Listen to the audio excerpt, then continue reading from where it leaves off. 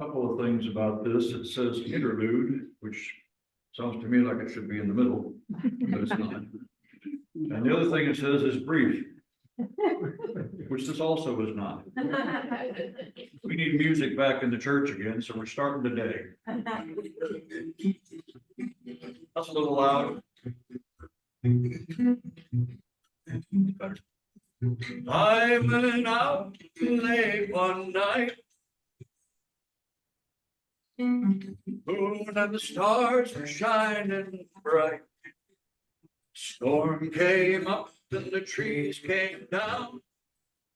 I tell you boys, I was waterbound.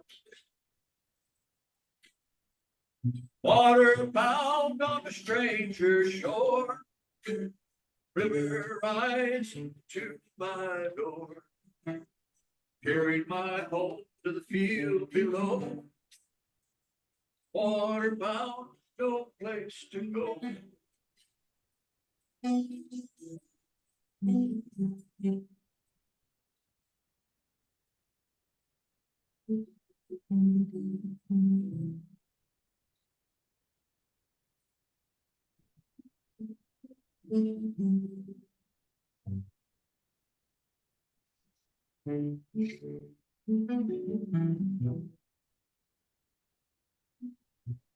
Carved my name on an old barn wall.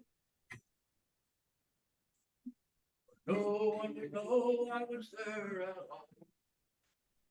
Stables dry on a winter's night. If you turn your head, you can see the light. Black cat crawling on an old boxcar. The door falls gone. I've got a dime in my nation's sack. Waterbound, but I can't go back.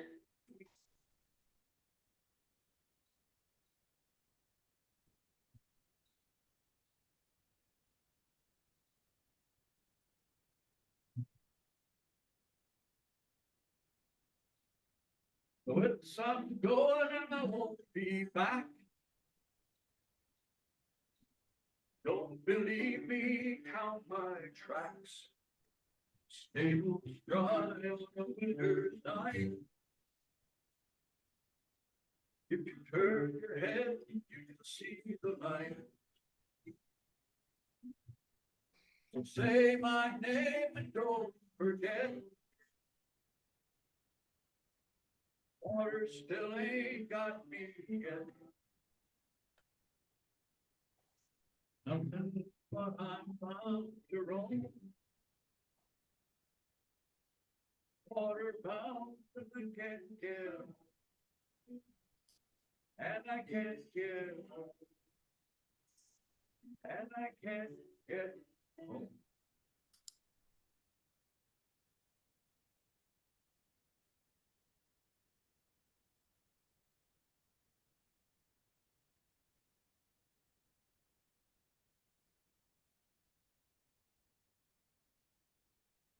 Good morning.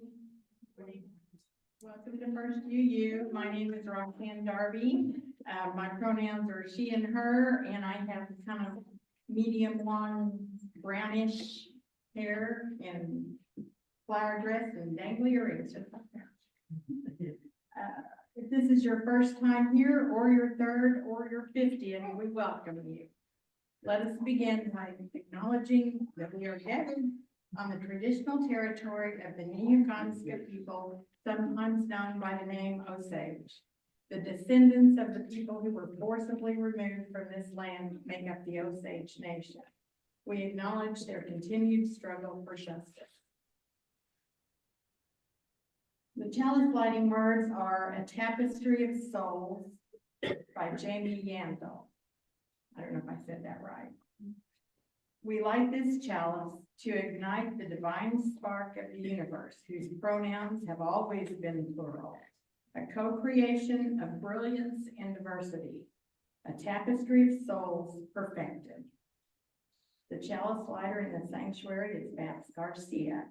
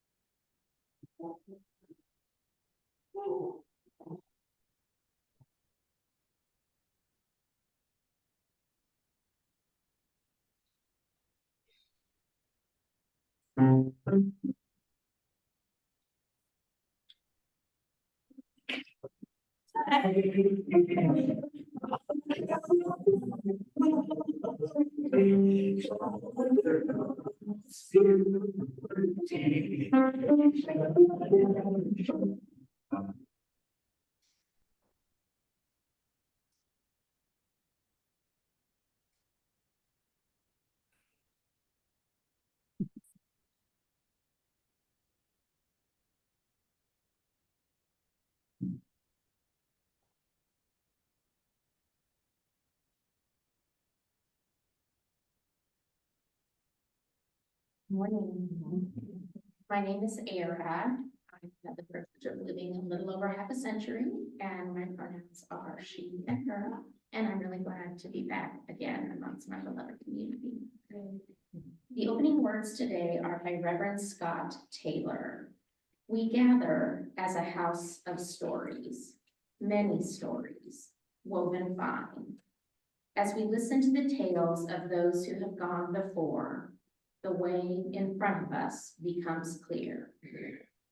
As we make space for voices long silenced, all of us become more free. As we hear the accounts of those who made it through the dark, courage reigns on each and every one. These stories, friends, I need yours as you need mine. It is how we become whole. Yes, we gather as a house of many stories. Come, let us listen once again. Our song of the month for August is When the Spirit Says Do. It's 1024 in the Teal hymnal. I invite you now to rise in body or spirit to sing.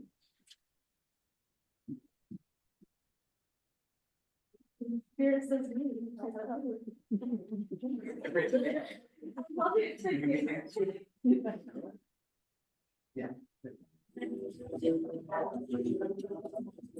Got to sing when the spirit says do.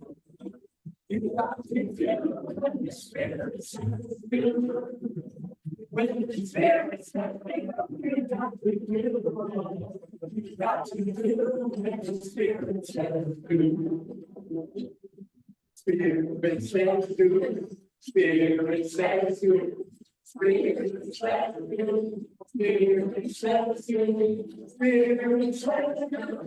Spirit says do. Got to sing when the spirit says do. You got to sing when the spirit says do. When the spirit says do, you got to sing along. You got to sing when the spirit says do. Spirit says do. Spirit says do. Spirit says do. Spirit says do.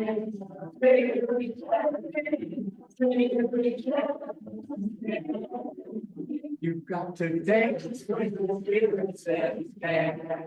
You've got to dance when the spirit says dance. When the spirit says dance, you've got to dance. You've got to dance when the spirit says dance.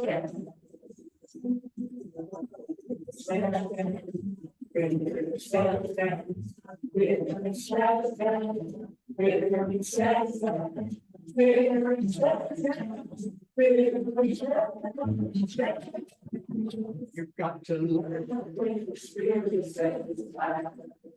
You've got to learn when the spirit says life. When the spirit says life, you've got to life. You've got to life when the spirit says life. Says life. It says life. It says life. It Got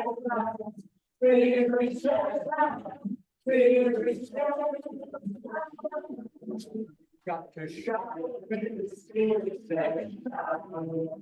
You got to shout when the spirit says shout. Which is different. You got to shout. You got to shout when the spirit says shout.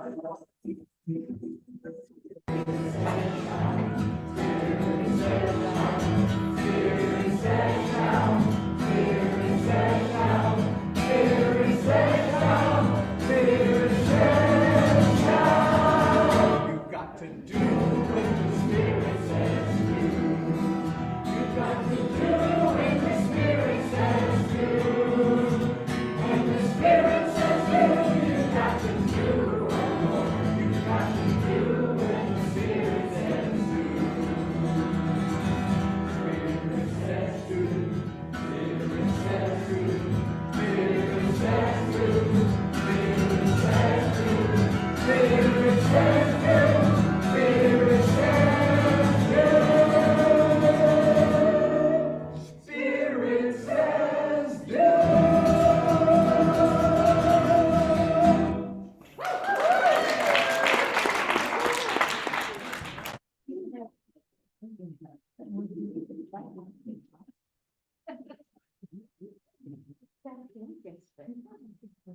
My name is Laura, and Anna over here actually chose this time for all ages.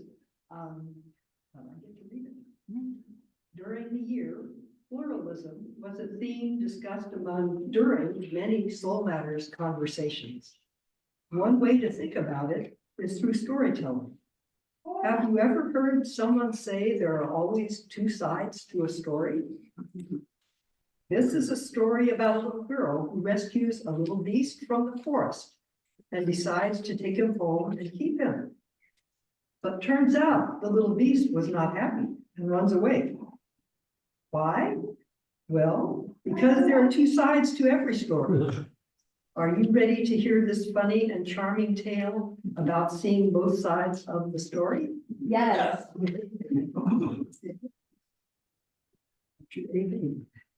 Welcome to Baby Storytime, children's books read aloud. A Tale of Two Beasts by Fiona Robertson. Part 1, The Strange Beast.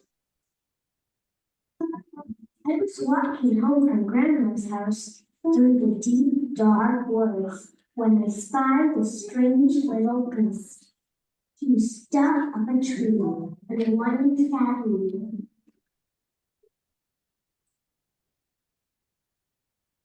So I decided to rescue him. I told him, and I wrapped him warmly in my scarf and carried him safely home. I gave him a lovely bath and a gorgeous new hat and sweater, and a delicious bowl of fresh nuts. I made him a beautiful house and gave him more rats to play with. I took him out for lots of long walks to keep him fit and healthy. And I showed him out to all my friends, who loved him nearly as much as I did. They think, awesome, so cute. But for some strange reason, the little beast did not look very happy. In fact, he never laughed. I hope he's not sick, I thought. I opened the window to cool him down. But then something terrible happened. He threw off his clothes, leapt out of the window, and ran away as fast as he could, back to the deep, dark woods.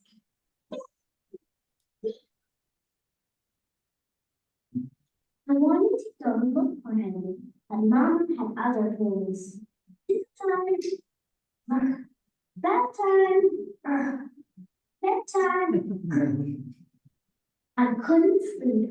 I missed the little beast and wondered if I would ever see him again. But then a small furry shadow appeared at the foot of my bed.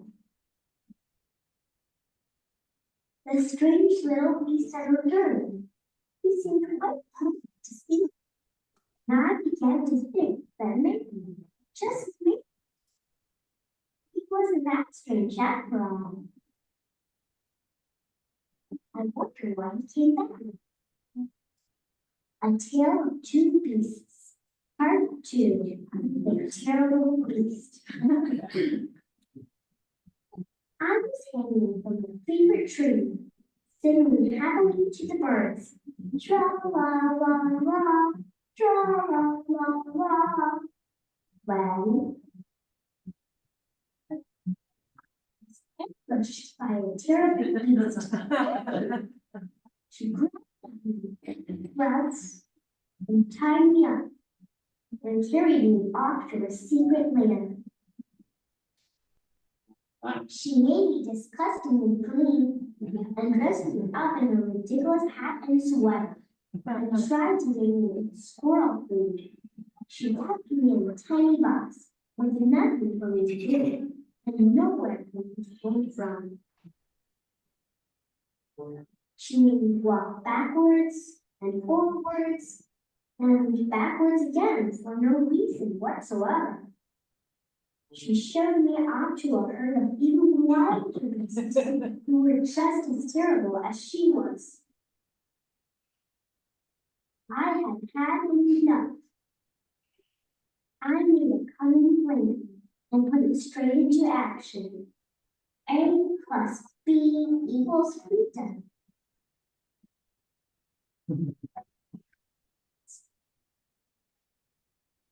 Breaths.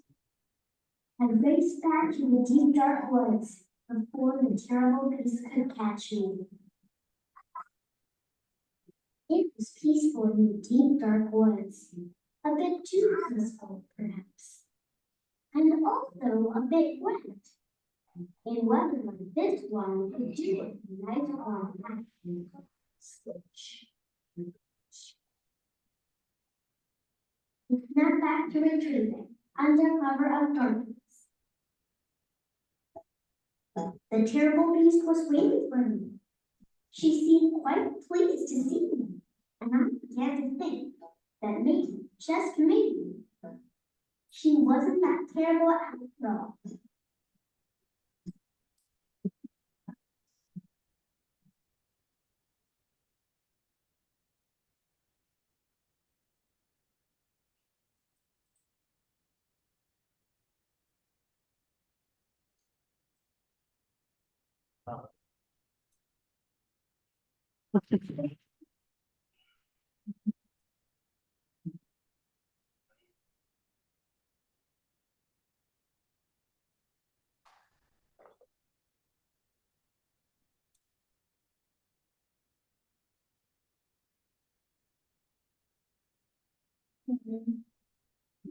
My name is Roberta. I use she, her pronouns.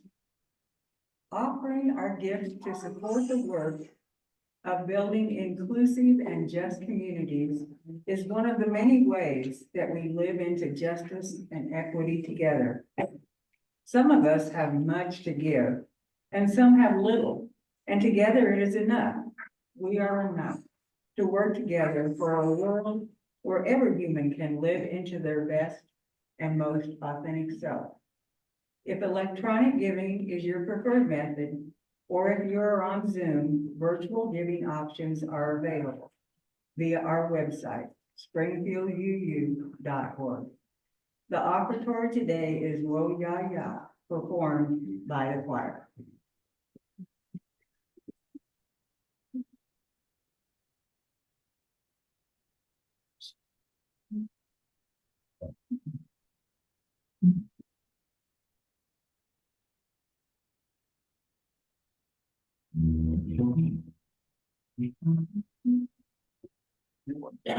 Now a second, John.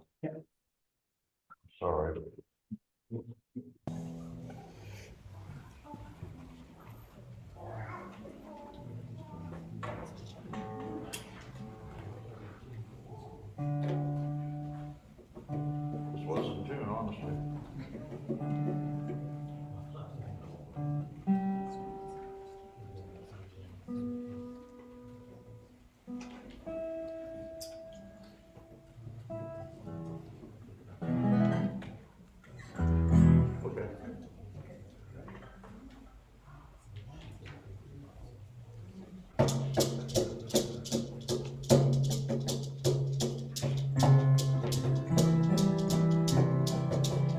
We are going, heaven knows where we are going, but we know we will get there. Heaven knows how we will get there, but we know we will. It will be hard, we know, and the road will be muddy and rough, but we'll get there. Heaven knows how we will get there, but we know we will.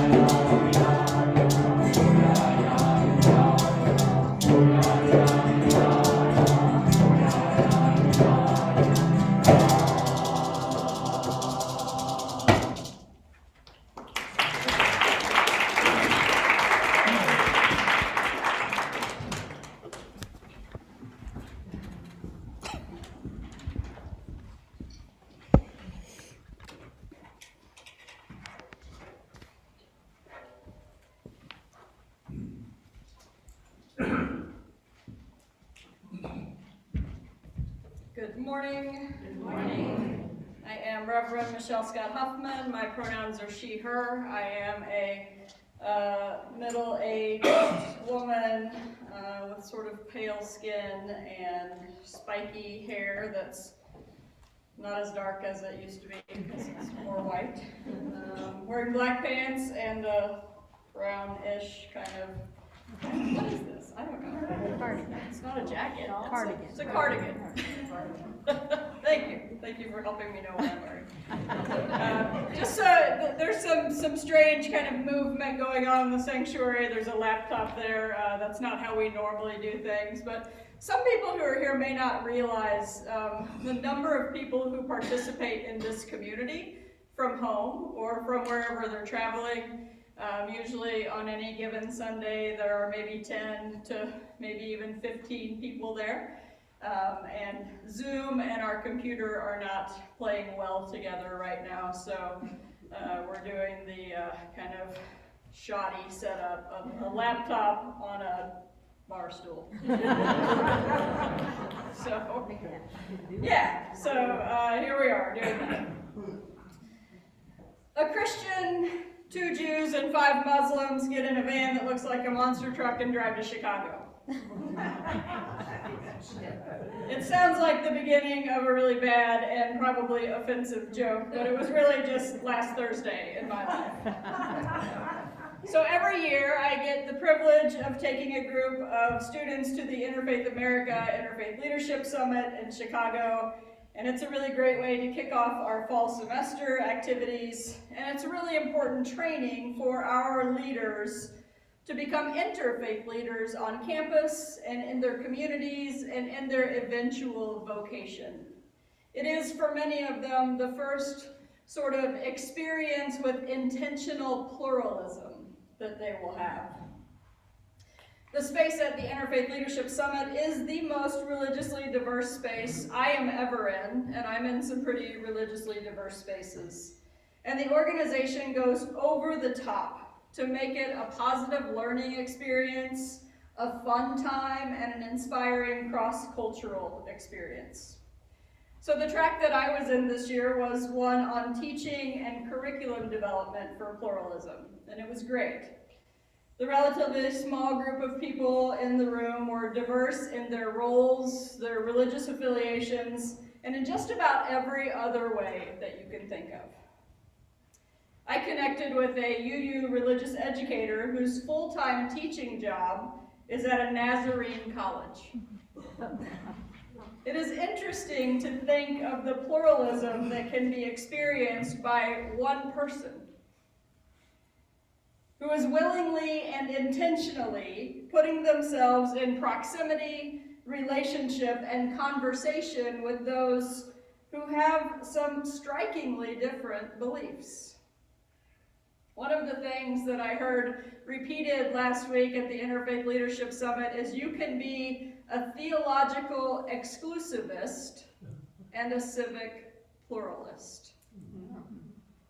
Now, some of you right now are going, nope, I don't want anything to do with theological exclusivists, which also might make you a theological exclusivist. Just gonna throw that out there. So the one person who is in that kind of diverse set of experiences with different people is presented regularly with diverse ideas, and they might begin to discover and embrace the complexity within themselves. Awareness of inner complexity is a pathway to appreciation of outer difference.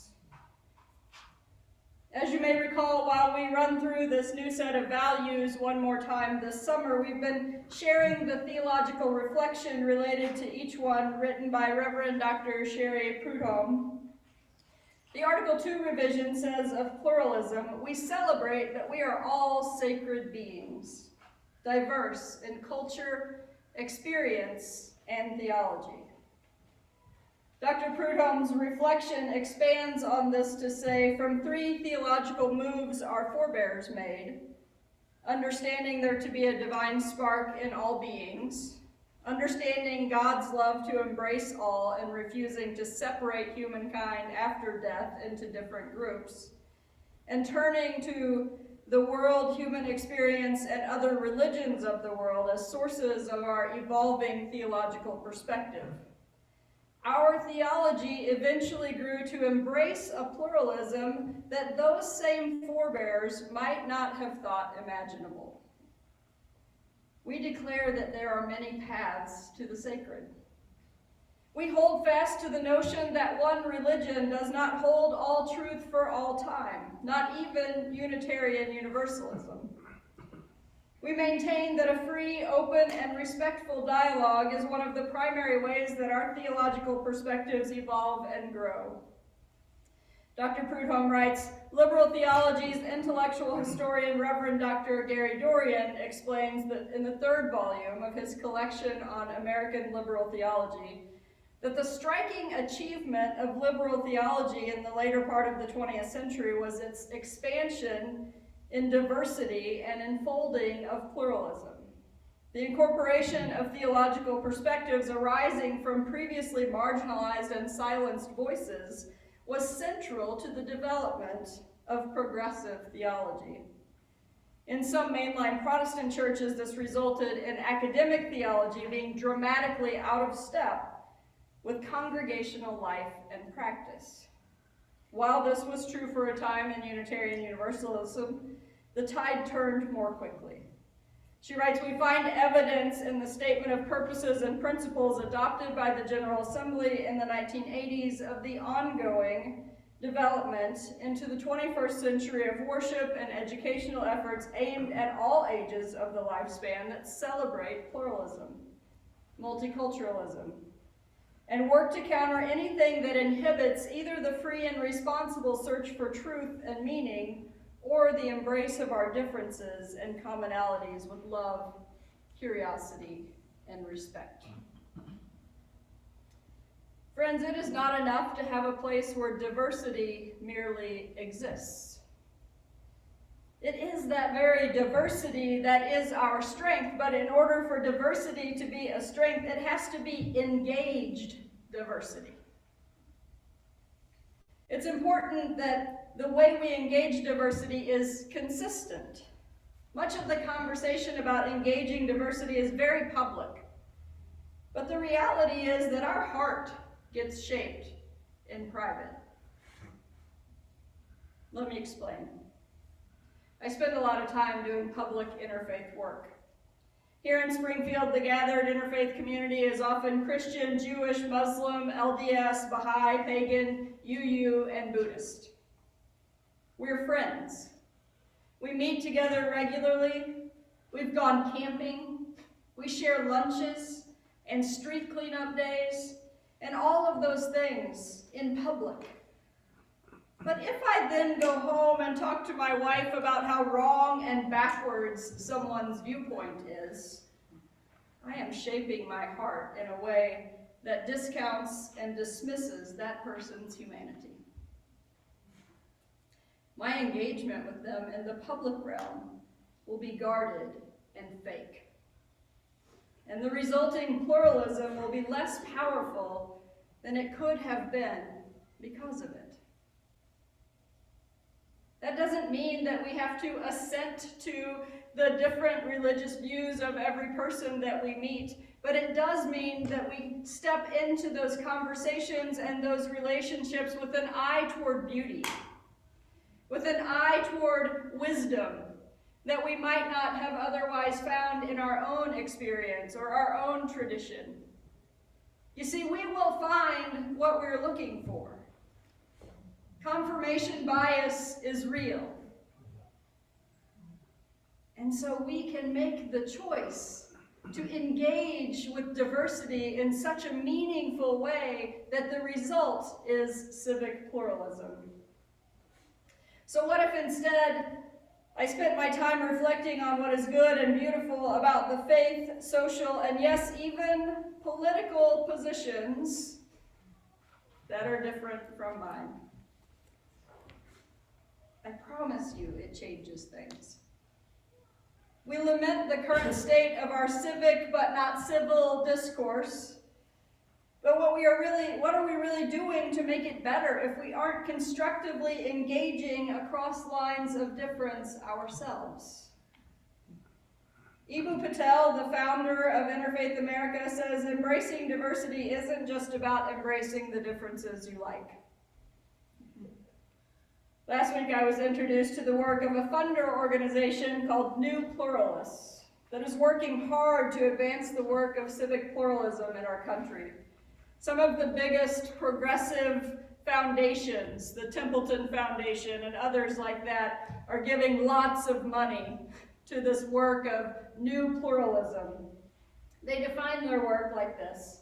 New pluralism is a way of being and acting in community together, listening from a place of mutual respect, upholding the individual dignity, worth, and potential of every person, confronting our past, reckoning with our present, and taking responsibility for repairing and healing our communities. New pluralism is not about passively accepting diversity, merely tolerating differences, skirting uncomfortable topics, or preserving the status quo. It doesn't require sacrificing deeply held beliefs or compromising to meet in some gray, featureless middle. Neither is it an underhanded attempt to change each other's minds. New pluralism invites us to bring curiosity and goodwill to our engagement with one another, to invoke our highest ideals while confronting the painful parts of our past with courage and moral clarity, to admit when we're wrong, and repair relationships when we hurt one another or fall short of who we need to be. One of the ways that I hope to advance pluralism in our own congregation is to get more people meeting in affinity groups with others who share a common worldview. In this church, there are a significant number of people who identify as humanists, some secular and some religious. And that group of people has met consistently for years. My hope is that starting in September, several other groups will meet on the same night. What if we gathered for a potluck meal, had conversation with each other, and then we all went to separate spaces to talk about what it means to be a UU humanist, a UU pagan, a UU Christian, a UU Buddhist, plain old you. For those who are Christian, it might include sharing the sacrament of communion together. The pagan group might observe some ritual together. The Buddhists may practice meditation. And that's just one example of what could happen in each of those spaces. The possibilities are endless. For folks who are here today in the sanctuary, I would invite you to use that whiteboard over there to write what kind of group, what kind of affinity group you would attend on a Tuesday night once a month, to sharpen and hone the language of that tradition that is your own. If you're on Zoom, I invite you to do that in the chat. Now you may be wondering, how does separating ourselves into specialized groups help us to achieve pluralism? That's a great question. Both research and lived experience suggest that strengthening and sharpening our own viewpoints provides us with a level of confidence that allows us to engage more readily with others who have deep convictions that are different from ours. This allows people to connect deeply with others who share a religious or non-religious worldview in a way that expands our language, makes us more likely to speak and act out of the depth of our spiritual identity, which creates space for others to do the same, even if we aren't drawing from the same spiritual well. I heard someone say this weekend, the deep in you connects with the deep in me. What we get then is a richer experience of our diversity, where we're all bringing our differences to the table instead of merely engaging at the level upon which everyone is in agreement. The gray, lifeless middle. But there's a middle that brings back.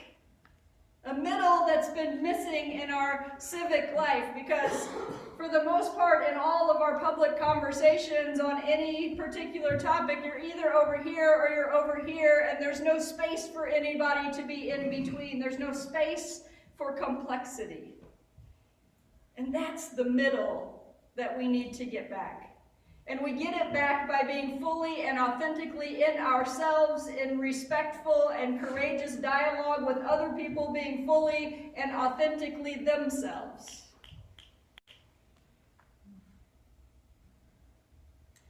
At the summit, a Muslim woman named Najiba on a panel said she wants to create large enough doorways that none of us has to leave any part of ourselves outside. We, as Unitarian Universalists, are some of the people who carry a responsibility for creating large doorways, because our spiritual and ethical framework already makes space for the beliefs of others. This work, done wholeheartedly with deep conviction, can, as Eboo Patel says, increase and have a profound impact on everything from the identities of individuals to the durability of faith communities, to the shape of civil society and the tenor of public life. What if we leave this space today asking ourselves, how is the world different when we are successful at living out the value of pluralism? I think, in fact, this is the question that we might ask about all of those values: justice, equity, transformation, pluralism, interdependence, generosity. How is the world different when we have successfully lived out those values? They're not just flowery words for us to put up on some poster. They are a vehicle through which we can change the world. May it be so. Blessed be, and amen.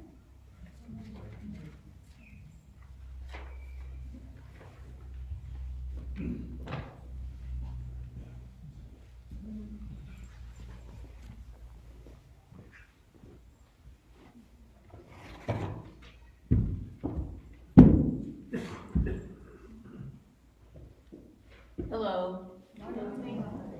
I'm Millie. My pronouns are she and her.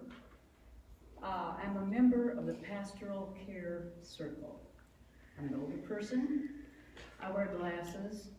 I have on a blouse that has kind of a green background with pink flowers, a cream-colored jacket because I was freezing last week in here, and green slacks.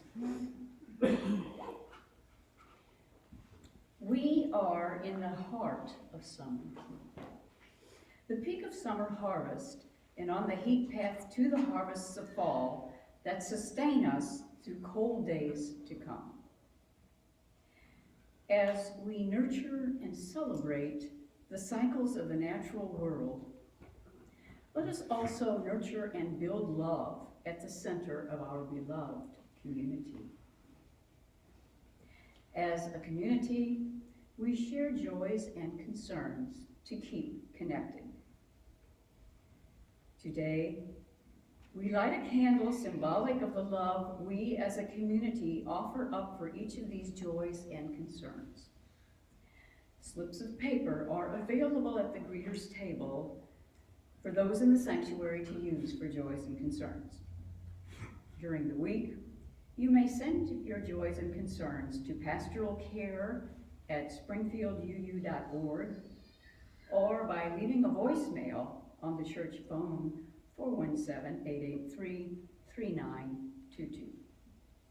If you're on Zoom, please use the chat box now for sharing your joys and concerns.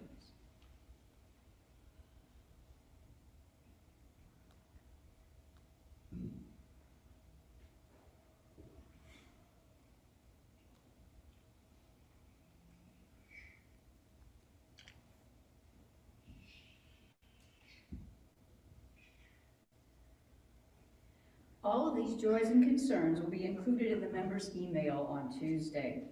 We honor each joy or concern with a lighted candle. This morning, Babs will be lighting our candles. And now, as we begin this time of sharing, know that though we are in multiple physical spaces, we are together in beloved community.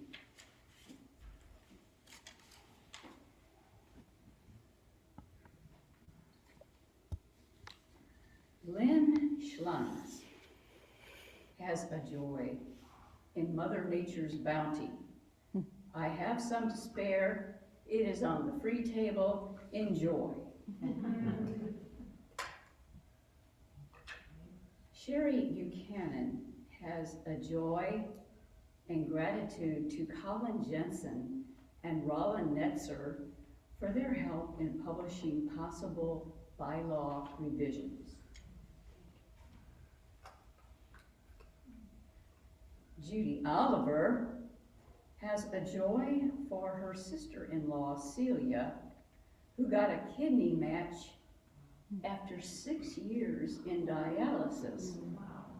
She is now recovering from a transplant.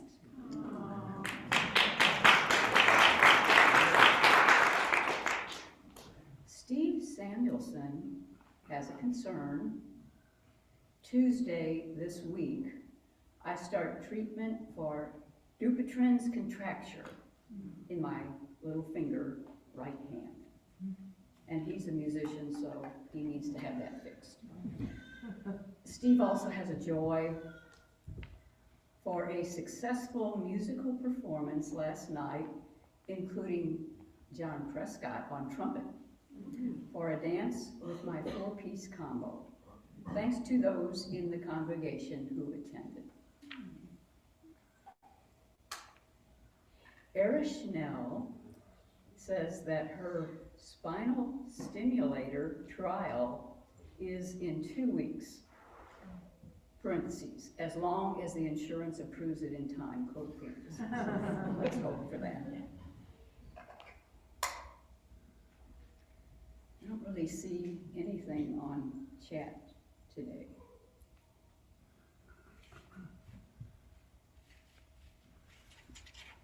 We have a concern for Eva as she gradually recovers from COVID. We hold in love all of us, those present and those absent. we light a candle for our church community. We have a concern for Christopher, who says COVID is out there, so mask up. We honor the complex and heartbreaking struggles of our world. We light a candle for all who are impacted. In closing, for those joys and concerns that remain unspoken, we light a candle. May we hold each of these in our hearts and minds. May our community of love ease sorrow and boost celebration. While we are in multiple physical spaces, we still share space together here in intentional community. And now let us join together in 1 minute of shared silence, followed by Spirit of Life.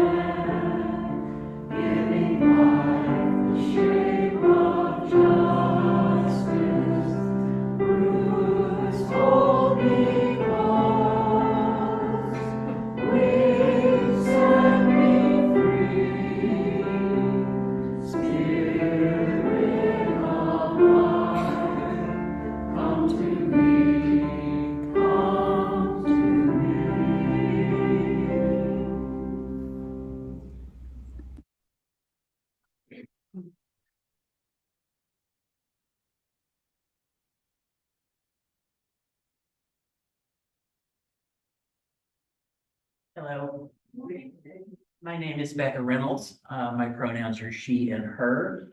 I am a woman of very mature years. I'm a redhead. I'm wearing a gray sweater today and I have on a plaid skirt. I am also an out and proud trans woman. On that note, just a FYI, this week I head to Atlanta, Georgia, where I will be attending a transgender conference for 5 days, where I will be doing 3 presentation seminars. I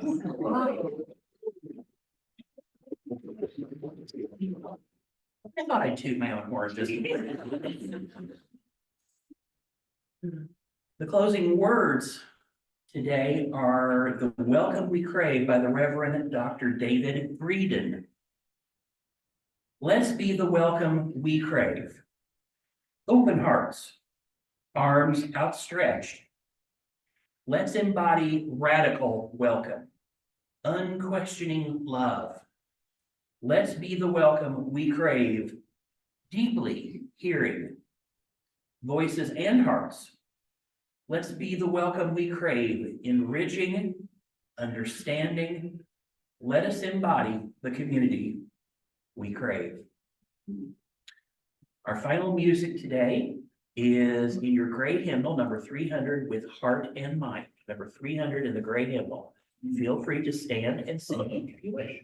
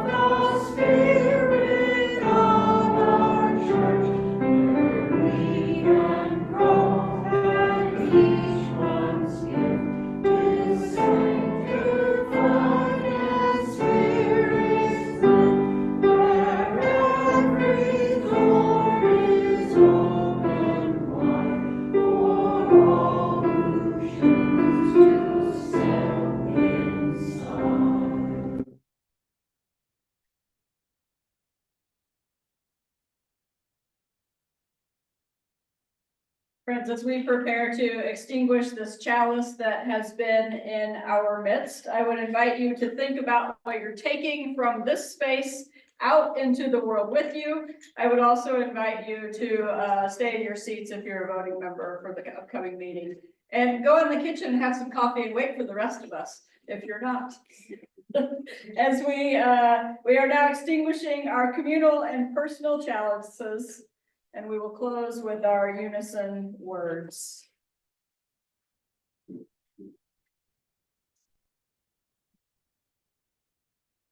Our service here is ending.